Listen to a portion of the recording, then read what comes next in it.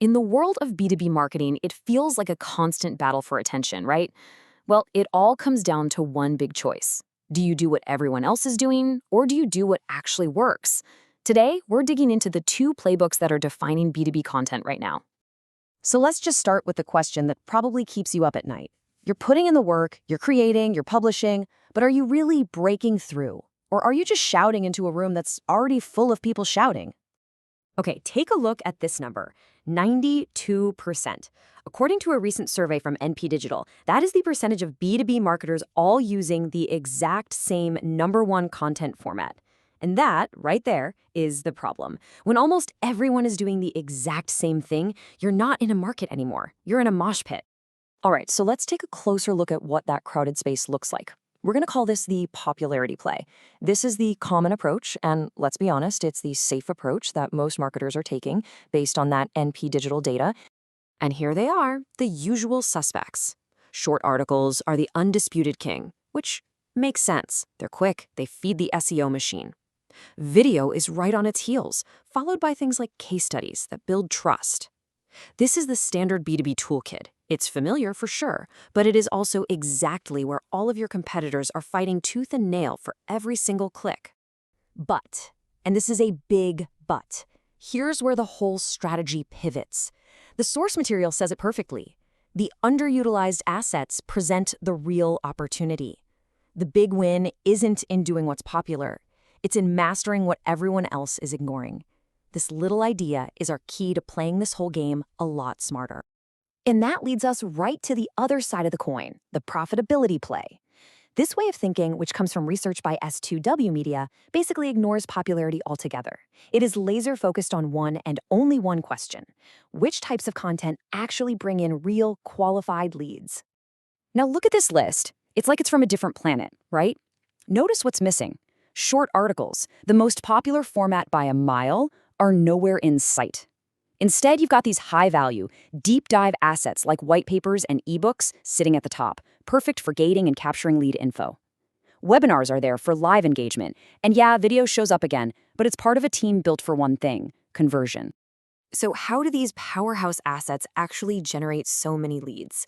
Well, it happens through a process called content syndication. Think about it like this. Instead of just having your book for sale in your own little bookstore, you get it placed in every major chain across the country. You're putting your best stuff on other platforms to reach a super targeted audience that you would never, ever find on your own. Okay, so we've got two very different playbooks. One's all about popularity, the other's all about profitability. And it's really tempting to just pick a side, right?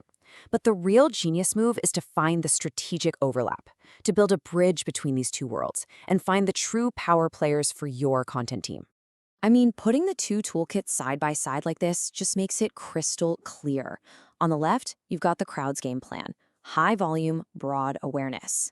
On the right, you've got the strategist's approach: deep engagement, lead capture. And what's the only format that shows up on both lists? Video.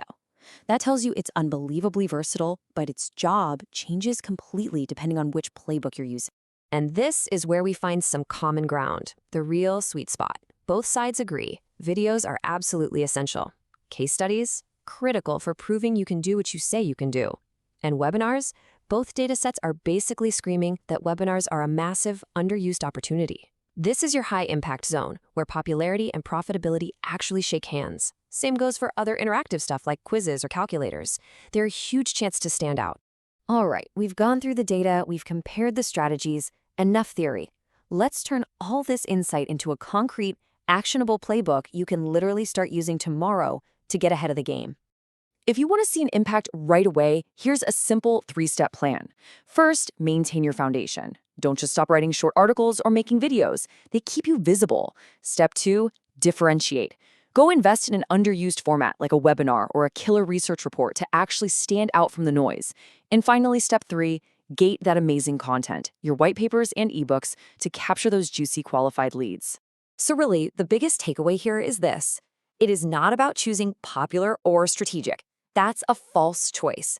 The real skill is being a master chef, knowing exactly which ingredient to use for which dish at exactly the right time.